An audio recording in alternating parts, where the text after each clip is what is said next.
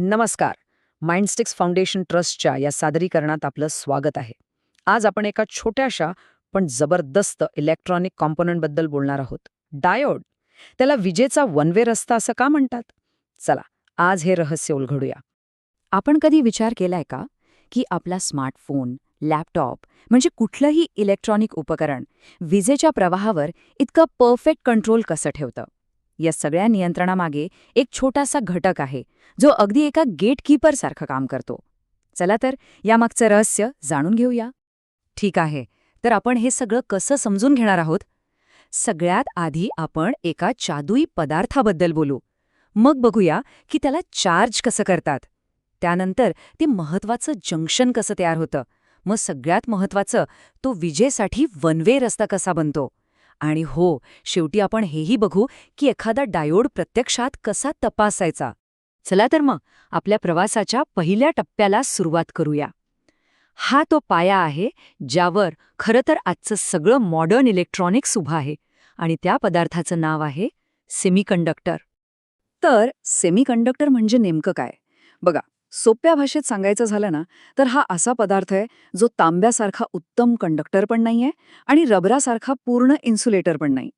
तो कुठेतरी मध्ये आहे, आणि त्याचा हाच गुणधर्म की तो मध्ये आहे तोच त्याला इतका स्पेशल बनवतो. या स्लाइडमध्ये बघा, सिलिकॉन आणि जर्मेनियम सारखे जे शुद्ध सेमीकंडक्टर्स असतात ना, त्यात इलेक्ट्रॉन एकमेकांशी असे घट्ट बांधलेले असतात कोव्हॅलंट बॉन्ड्समध्ये. आता ते इतके घट्ट बांधलेले असल्यामुळे ते इकडून तिकडे फिरायला मोकळे नसतात, आणि म्हणूनच शुद्ध सेमीकंडक्टरमधून वीज सहजासहजी वाहत नाही. मग प्रश्न येतो की आपण ह्या पदार्थांना वीज वाहण्यासाठी तयार कसं करणार? इथेच एंट्री होते डोपिंग नावाच्या एका इंटरेस्टिंग प्रोसेसची. आपण काय करणार आहोत? आपण मुद्दामहून या शुद्ध सेमीकंडक्टरमध्ये थोडी भेसळ करणार आहोत. डोपिंग म्हणजे काय? तर शुद्ध सेमीकंडक्टरमध्ये काही खास प्रकारची अशुद्धी मिसळणं. हे अगदी एखादा पदार्थाची चव बदलायला त्यात एखादा सिक्रेट मसाला टाकण्यासारखा आहे, नाही का?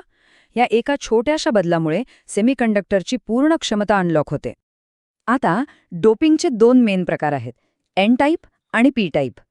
एन टाईपमध्ये काय होतं की आपण जास्त इलेक्ट्रॉन असलेली अशुद्धी मिसळतो. त्यामुळे काय होतं तर आपल्याकडे एक्स्ट्रा निगेटिव्ह चार्ज असलेले मोकळे इलेक्ट्रॉन तयार होतात. आणि याच्या अगदी उलट पी टाईपमध्ये आपण कमी इलेक्ट्रॉन असलेली अशुद्धी मिसळतो. यामुळे इलेक्ट्रॉनच्या काही जागा रिकाम्या राहतात, ज्यांना आपण होल्स म्हणतो, आणि हे होल्स पॉझिटिव्ह चार्ज वाहकांसारखं काम करतात. आणि हे चित्र बघितल्यावर ही कल्पना अजून क्लिअर होईल. डावीकडे बघा, एन टाईप पदार्थामध्ये तो एक एक्स्ट्रा इलेक्ट्रॉन दिसतोय. तो फिरायला अगदी मोकळा आहे. आणि उजवीकडे पी टाईप पदार्थामध्ये ती रिकामी जागा म्हणजे तो होल बघा. तो जणू काही इलेक्ट्रॉनला आपल्याकडे खेचायला तयार बसलाय. आता येतोय आपल्या कथेचा क्लायमॅक्स. आपल्याकडे दोन प्रकारचे खास पदार्थ तयार आहेत. एक ज्याच्याकडे भरपूर इलेक्ट्रॉन आहेत म्हणजे एन टाईप, आणि दुसरा ज्याच्याकडे भरपूर होल्स आहेत म्हणजे पी टाईप. आता काय होईल बरं जेव्हा आपण या दोघांना एकत्र आणू? जेव्हा आपण या दोन पदार्थांना जोडतो तर त्यांच्यामधली जी बॉर्डर आहे ना, तिलाच म्हणतात पी-एन जंक्शन. आणि हे साधं वाटणारं जंक्शन हेच डायोडचं हृदय आहे असं समजा. सगळी जादू इथेच घडणार आहे. या जंक्शनवर काय होते माहितीये? एन साईडचे जे एक्स्ट्रा इलेक्ट्रॉन आहेत ते पी साईडचे होल्सकडे धाव घेतात आणि ती बॉर्डर ओलांडतात. यामुळे बरोबर मध्ये एक असा एरिया तयार होतो जिथे ना मोकळे इलेक्ट्रॉन उरतात ना होल्स, पूर्ण रिकामा. याच एरियाला डिप्लिशन लेयर म्हणतात, आणि हाच थर एका नैसर्गिक भिंतीसारखं काम करतो. पण ही भिंत किंवा हे जंक्शन विजेसाठी वन वे रस्ता कसं काय बनतं? इथेच तर खरी गंमत आहे. जेव्हा आपण बॅटरीचं पॉझिटिव्ह टोक पी साईडला लावतो आणि निगेटिव्ह टोक एन साईडला, त्याला म्हणतात फॉरवर्ड बायस. असं केल्यावर काय होतं तर हे बाहेरचं व्होल्टेज इलेक्ट्रॉन आणि होल्सना एकमेकांकडे म्हणजे जंक्शनकडे ढकलतं.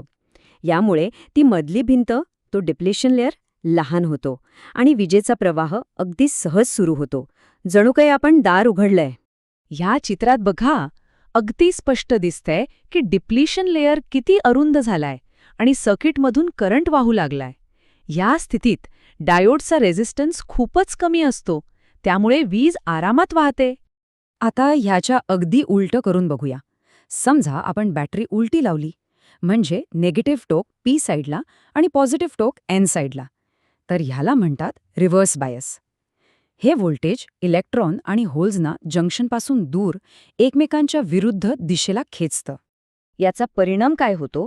ती मधली भिंत, तो डिप्लिशन लेअर अजूनच मोठा आणि मजबूत होतो. रेझिस्टन्स इतका वाढतो की विजेचा प्रवाह जवळजवळ पूर्णपणे थांबतो. हे असं झालं जसं आपण दार बंद करून वरून कडी लावलीये. ओके, तर थिअरी तर आपल्याला समजली. पण समजा आपल्या हातात एखादा डायोड आहे, तर तो बरोबर काम करतोय की नाही हे कसं ओळखणार? चला, एक एकदम सोपी प्रॅक्टिकल पद्धत बघूया. यासाठी आपण वापरणार आहोत ओहम मीटर नावाचे एक उपकरण. हे काय करतं? तर रेझिस्टन्स मोजतं. चित्रात दाखवल्याप्रमाणे आपण डायोडला ओहम मीटरचे प्रोब्स लावू शकतो. पद्धत अगदी सोपी आहे. बघा, सगळ्यात आधी ओहम मीटरची टोकं डायोडला लावा आणि रीडिंग बघा. मग तीच टोकं उलटी करा आणि परत रीडिंग बघा. जर डायोड व्यवस्थित असेल तर एका दिशेने खूप कमी रेझिस्टन्स दाखवेल. हा झाला आपला फॉरवर्ड बायस. आणि उलट दिशेने खूप जास्त, म्हणजे जवळजवळ अनंत रेझिस्टन्स दाखवेल. हा झाला रिव्हर्स बायस. झालं. हेच तर आहे डायोडचं वन वेचं वैशिष्ट्य. चला तर मग एकदा पटकन बघूया आपण आज काय शिकलो. आपण पाहिलं की सेमीकंडक्टर हे खास पदार्थ आहेत. डोपिंग करून आपण एन टाईप आणि पी टाईप पदार्थ बनवतो.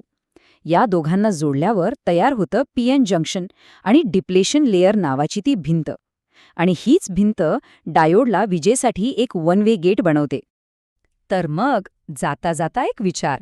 आपल्या फोन चार्जरपासून ते सौर पॅनलपर्यंत सगळीकडे हा छोटासा डायोड किती मोठं काम करतो. जरा विचार करा, या साध्याशा इलेक्ट्रॉनिक गेटमुळे अजून कोणकोणत्या गोष्टी शक्य झाल्या असतील.